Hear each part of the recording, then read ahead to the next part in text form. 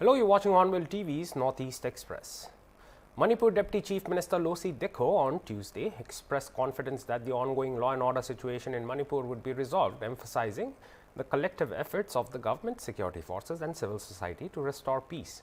While speaking to reporters during his visit to Ukhrul district to inspect areas affected by violent clashes, Deputy CM said that the situation in Litan, Saraikong is now much clearer after a violent outbreak that saw the burning of houses and firing.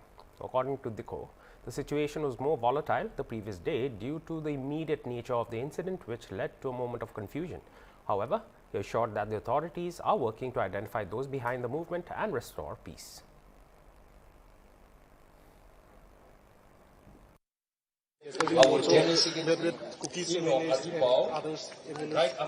We are all actively involved in taking part to bring amicable solution. Of course, not completely done, but we try to make all the people, all the stakeholders to understand. So where everybody is involved, the government is involved, the Honorable Chief Minister is involved, the securities are working so hard, and even the civil societies, now they are coming forward to solve the problem. It is a positive sign, there is. So immediately we can't help it because of the situation, but hopefully in no time the situation will cool down. That's what we believe. Despite having meetings yesterday, that some people are trying to provoke again and again. It is, you see, it was under control because we don't know who are the people behind this movement, I mean the problem. So we want to identify that. So now it is now coming to the surface that the CSOs from both the communities, the Kuki and the Tankuls, and also the Naga society as well as the Kuki MP, we're all involved, even with the active support of the Honorable Chief Minister.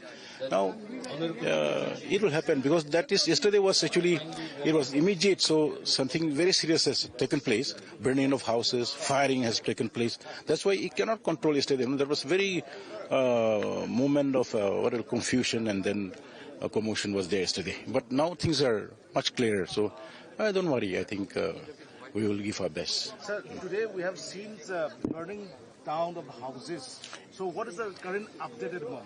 It is there. It is there from yesterday. It is there. Even when we were there having meeting, it has been there. So that's why we have been trying our best. Even yesterday night there was not much, but again it is happening now. But now it is cooling down, so it should be okay. So Mr. is planning to visit the place or anything? He is planning. He is planning even to visit the place also, and he is planning to meet the CSOs and the people, the stakeholders there. So we are going to discuss with him now also. We are going to his place. We'll go now. We'll not have food with you, and we'll go and talk to him because this is urgent. So we are giving all our best. So I hope everyone will cooperate. It should not leave the burden on the head of the Chief Minister or the government. I think everyone should cooperate, and especially I want to request you, media people, give positive response to support the problem. Following a recent incident of violence in the Litan village of Manipur's Ukhrul, where miscreants set houses on fire, Vice President of Kuki Students Organization Ukhrul, Mercy Khongsai, said the incident has been wrongly portrayed as a communal clash. Speaking to ANI on Tuesday, Khongsai stated that the violence began as a minor scuffle involving 3 or 4 intoxicated individuals, but was later misrepresented as a conflict between two communities. She stressed that the incident was not communal in nature and alleged that certain anti-social elements were attempting to give it a divisive narrative.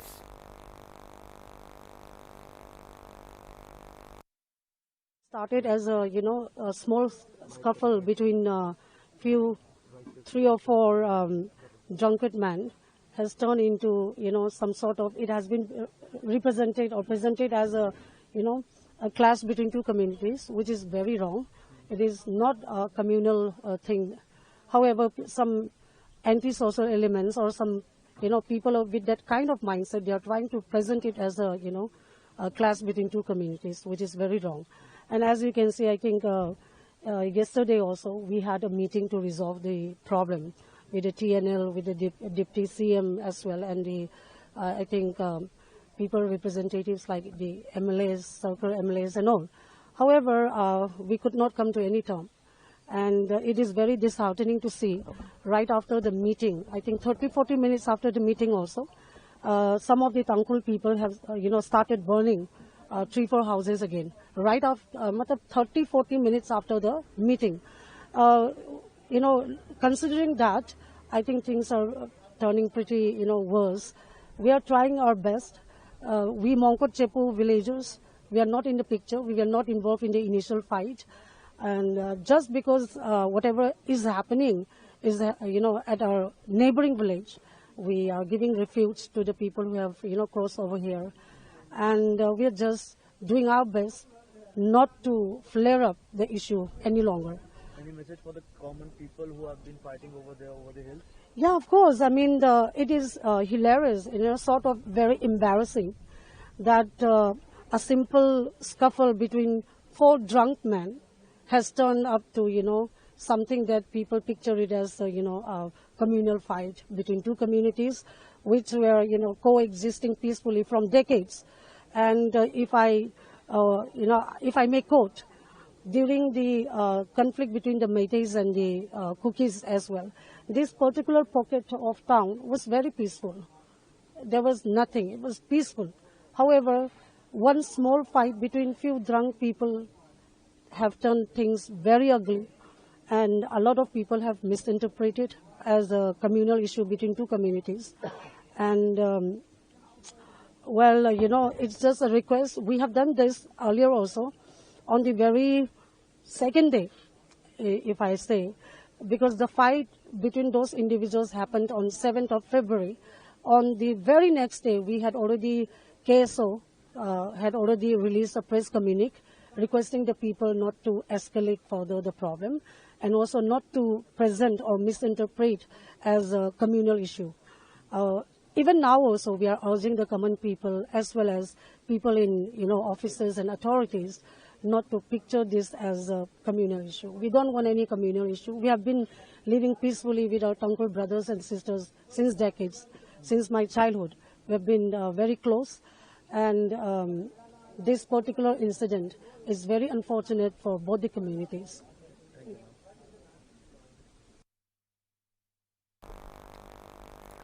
Assam Chief Minister Himanta Biswa Sarma has stated that the Supreme Court has upheld the Assam government's action regarding eviction from forest land, describing it as a fair legal process to remove encroachers.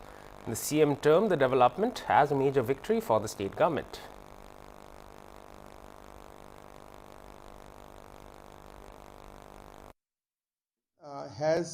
Was a hurdle because Supreme Court has stayed the eviction in few pockets.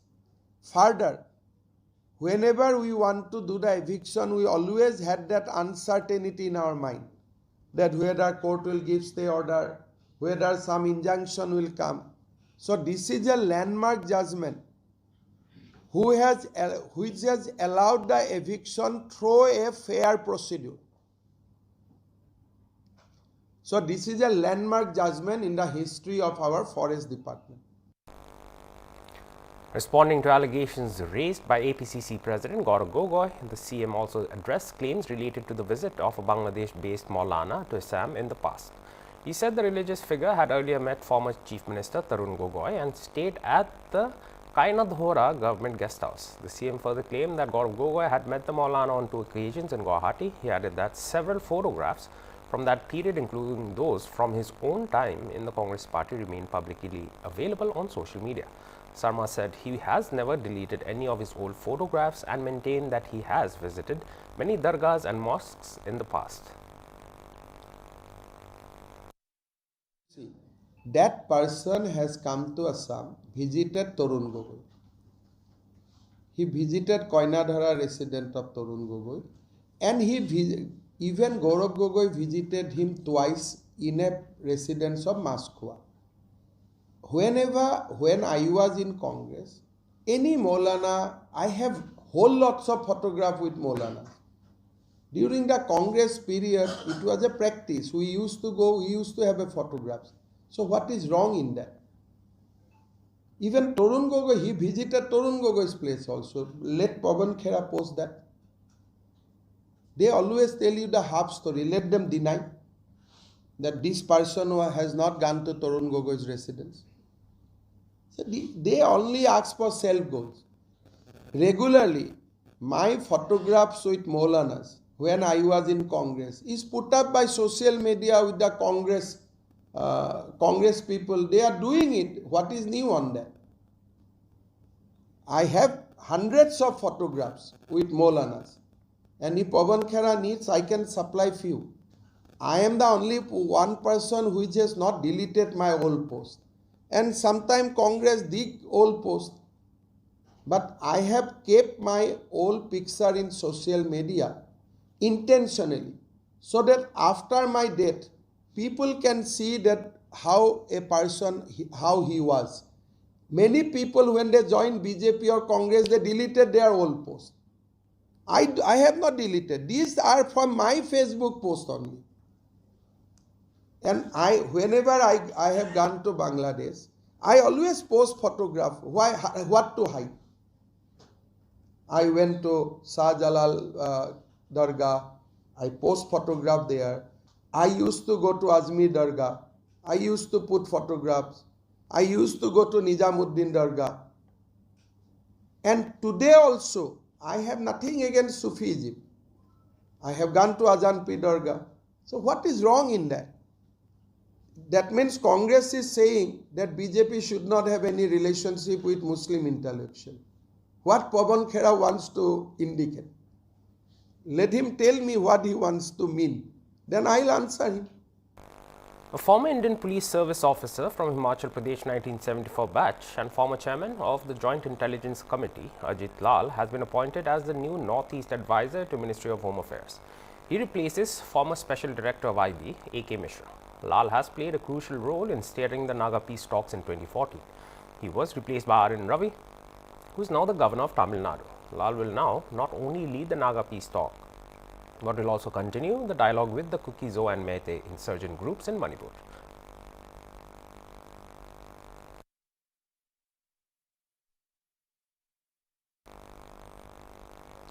Union Minister of State for Urban Affairs Tokhan Sahu on Tuesday announced that the Vande Bharat Express connecting Agartala and Guwahati will be introduced within 2026 as provisions for the service has been made in the Union budget presented on February 1st.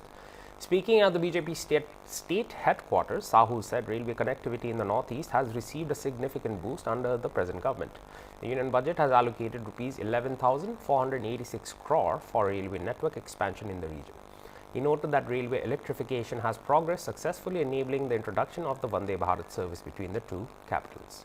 The minister further stated that the Ministry of Development of Northeastern Region has received a substantial budgetary allocation. He highlighted initiatives for tribal welfare, including the establishment of 15 new Eklavya model residential schools and 700 hostels for ST students. Sahu also mentioned the completion of the Agartala-Akhawra railway line and the development of logistics hub at Sabroom. He described the Union Budget 2026 as a comprehensive roadmap for strengthening Tripura's infrastructure and accelerating overall development.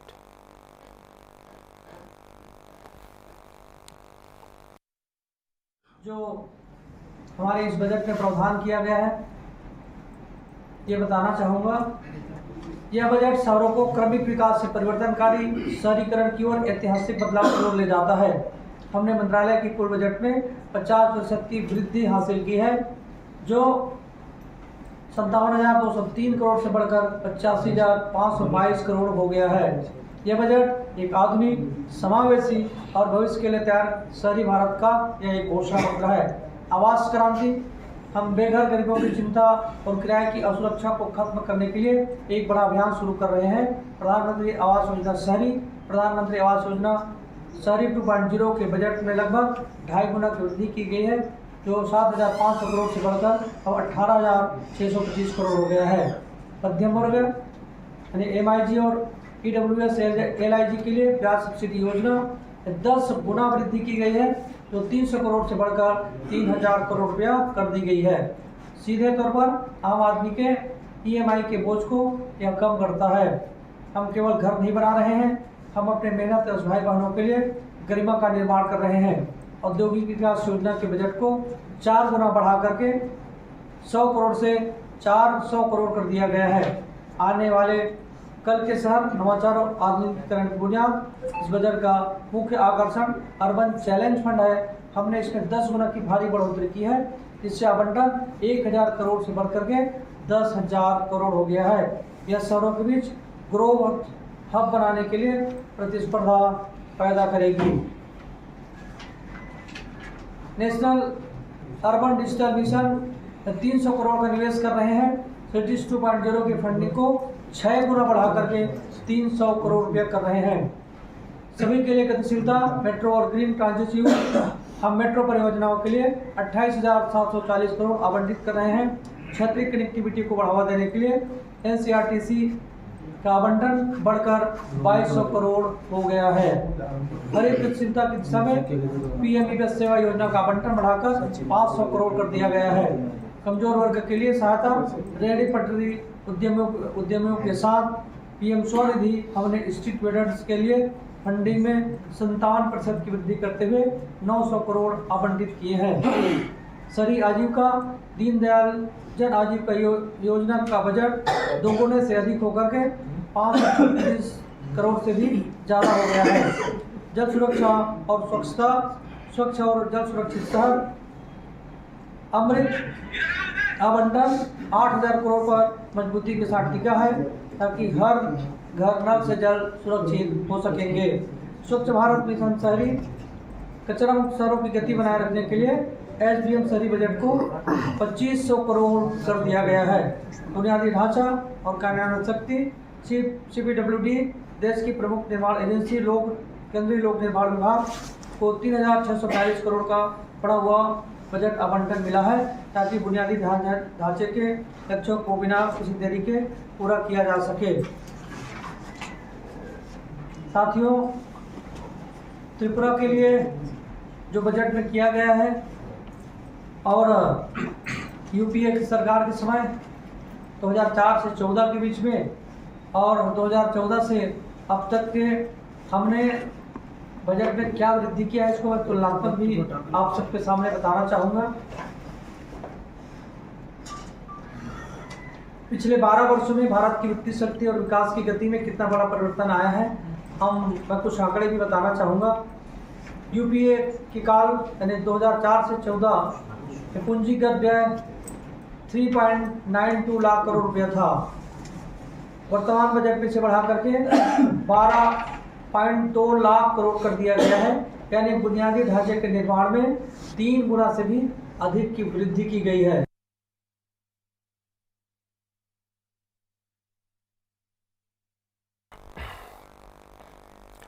Organic food products from Manipur are gaining international attention at BioFetch Germany 2026, the world's leading trade fair for organic food, being held at the Nuremberg Exhibition Center. 6 organic farmer producer companies from Manipur are representing the state under the MOVCDNER initiative, showcasing a wide range of certified organic produce including chakhao black rice, white silky rice, turmeric, ginger, Sirar Khong chili and king chili. During his visit to the Manipur stall, Commerce Secretary Rajesh Agrawal praised the efforts of Manipur's agriculture and horticulture departments in promoting certified organic farming. He was accompanied by senior state officials from the agriculture sector. Manipur's participation at the global event highlights the state's commitment to sustainable agriculture and is expected to open new international trade opportunities while strengthening its identity as a hub for premium organic produce. Cultivation with 2.4 million farmers practicing it, and it is only increasing by the day.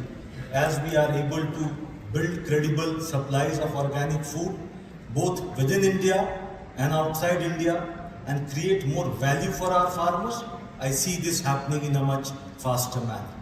So if world leads the scale for organic production, I think India is the place, and we like to work with all of you to see how we can improve the Indian ecosystem, organic food ecosystem, to serve both the Indian rising demand within India and also the rising demand in 2 of our biggest markets. The EU is the second biggest market in the world. So there are the entire European Union and also the other developed markets where we have been supplying organic. 2, I think to be as an organic food on the plate of every organic lover across the world, we need to create credibility around our organic foods. We need to ensure, because organic certification or organic food is a matter of trust. The apple you eat is whether organic or not, is only defined by the certification that it carries. You don't know actually, and it's the trust with which you feel that this is what you are having is an organic product. So I think in India also we have been working tirelessly to create very credible organic ecosystem. We started with a national program for organic production way back in 2001, and that was well designed to adopt the international standards of organic, create a complete process flow to ensure that we are able to bring our small and marginal farmers into the organic ecosystem, and then work with our certification bodies, our grower groups to see that we are able to scale this production immensely. And now we are bringing in cooperatives in a big way to see that cooperatives can bring in and aggregate farmers to create good, viable, organic ecosystem in various villages across the country. So this NPOP system actually aligns with the international standard, and we have recently completely reviewed our standards for organic production. We have aligned it what the world wants, whatever the changes that we have seen or improvements we have seen in bigger markets like EU and US has all been adopted as part of our NPOP program. While building these new standards and the entire certification ecosystem, we consulted not only our domestic stakeholders, we also consulted our international buyers, international markets. We reached out to our international partners to give feedback on those organic regulations because we felt that what we are trying to build should be able to convey credibility to the world. So in that process, we have come up with a complete revised set of norms from January 2025 onwards, which not only builds upon the international standards for organic products, but it also brings in a much more credible certification ecosystem with a lot of use of technology, satellite technology, to ensure that we are able to nudge our ecosystem. That was all for this hour's bulletin. For more news and updates, stay tuned to Hornbill TV.